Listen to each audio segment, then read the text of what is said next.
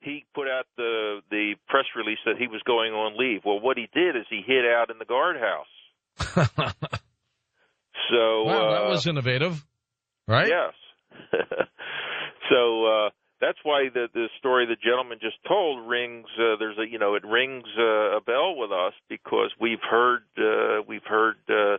stories like this before, and also the underground portion. He mentioned that they went underground. The late Leonard Stringfield, who had access to Wright-Patterson Air Force Base, actually identified the building where all the Roswell stuff was kept. He called it the Pink Building, and it was one or two stories above ground, but everything else was underground. So these things all seem to come together.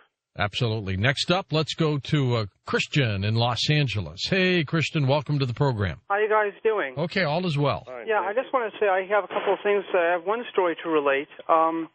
Something that occurred to me about probably 3 or 4 years ago. I live in L.A., and to make a long story short, we've had a gentleman who lives in our apartment complex here who is an Army veteran.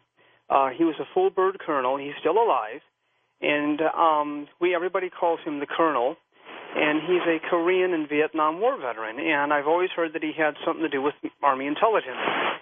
So one day, it was probably about 3 years ago, I asked him a question. I said, "Look, Colonel, I watched this thing on the History Channel last night about the Roswell incident. I kind of wanted to test him because I had a feeling he probably knew." Mm-hmm.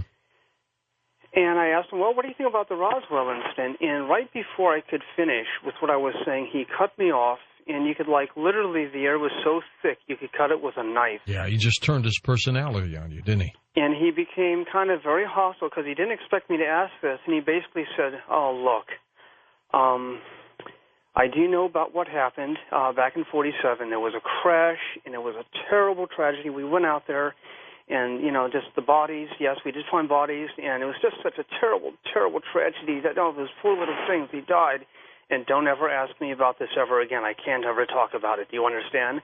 Turns around, executes a 90-degree about-face, and walks away from me. And I've never mentioned anything with UFOs, to him since. So like you said, with many of these people who were part of, that generation, obviously, like with people who were in the military, absolutely, whenever you ask anybody in the military about UFOs, especially Roswell, it's like you stick a hot coal under their butt. They absolutely clam up. They can't say anything. Another thing I wanted to ask, because this is the second time that I've spoken to both of the gentlemen who are on tonight's show, and I want to say, again, thank you for all the diligent work. Because great investigators. This has to be exposed, and the truth has to be told, because obviously we're not alone in the universe. My second thing was, I'll hurry up, with the alien that was alive, that was recovered, did the Army take or whisk it away and to, let's say, an interrogation center, and was there, a great deal learned from it? Because I go on the Internet, and I read all of this weird, strange stuff that, the aliens started essentially spill the beans, that, and all that. So, was the alien interrogated? And I also heard that maybe 4 or 5 years after the Roswell incident, that apparently it was actually referred to as EBE, that it died. So anyway, I just want to say, keep up the work, gentlemen. And also, I would like to know, how do I contact you? It's like with your books, do you have an email or something I can, let's say, email you or something? Sure, through your website. And let's give that website out, Tom. Yeah, our website is www.roswellinvestigator, that's all one word, .com, www.roswellinvestigator.com. Also, in the back of our book, do you have our book? Go ahead. Is the gentleman there? He's there somewhere. In the back of our book is all the contact information. There's a phone number. It has both Don and my email addresses, and again the website address. So you can get that information from the back of our book, or by going on www.roswellinvestigator. The question I had for the gentleman was I don't think he gave a name for the officer. Does he remember the name of the officer, the colonel? I don't. But if I try and contact you guys, I will, and I'll mention that I called you, so you can that'll ring a bell. But everybody calls him the colonel. I don't know his full name, but I can find that out for you. Could you please, because even without violating a confidence on your part, right, if it could in any way be arranged that we have a moment with him or even pay him a visit. It still comes back to why do these, especially officers, and we spoke to an officer just a few weeks ago again, and he made the very snide remark, well, you boys know the officers will never tell you the truth about what really happened out there. And they have the biggest, stake in all this. I mean, their pensions being what they are and the heavy fines as far as, but you describe something, I think the best example would be the late Senator Barry Goldwater. And George certainly knowing of the situation and his confrontation with the late chair of the Joint Chiefs. Oh, yeah, and they wouldn't tell him anything. General They basically Curtis said, LeMay. Senator, it's none of your business. That's right. And LeMay telling him, and if you ever bring this up again, I will personally see that you're court-martialed. Now, that's to a brig general in the United States Air Force Reserves to begin with, and a former presidential candidate.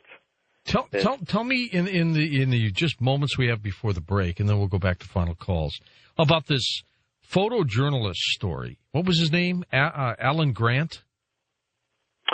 Yes.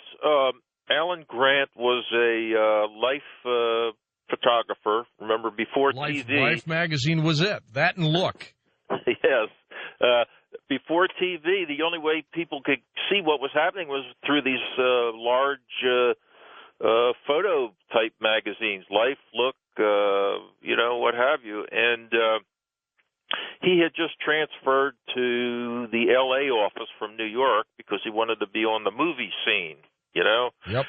And he got a call from the office in New York to get out to New Mexico that there was, I think they said the meteor had crashed. That was the story, that a meteor had crashed, and he was supposed to go out there and photograph it. And so he gets into a plane, flies to Albuquerque, where he's met by I believe it's a captain or major, I don't remember his rank, and there's a single-engine aircraft already running, waiting for him. And so they get in the plane, and out they fly into the New Mexico desert.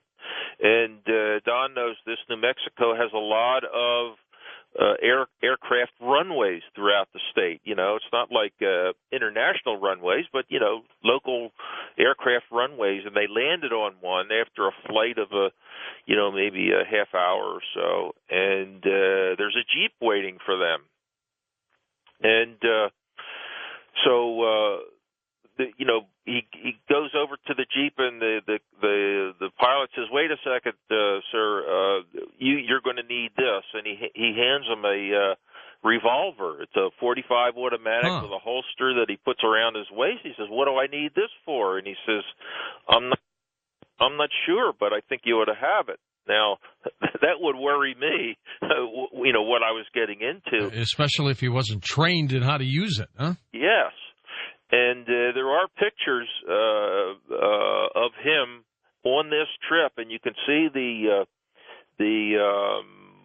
gun around his waist, and he's posing in front of the airplane, then posing in front of the Jeep, taken at the time. And so off they go into the desert. And his story is they drove out there for about a half an hour, and they didn't find anything. And back they come, and they get back on the plane, and they fly back to Albuquerque, and then he flies home. And that's it? And that was it. And for years he was, what was that all about? What was that all about? And so he didn't know anything at the time about the Roswell crash, but I'll let you finish that when we come right back, and then we'll take final phone calls right here on Coast to Coast AM. Okay, the Skype line is open. Linda Moulton Howe joins us on our next Coast to Coast show with her monthly edition of Stories of High Strangeness. And when we come right back, we'll be talking with Tom Carey and Don Schmidt about Roswell with your phone calls on Coast to Coast AM.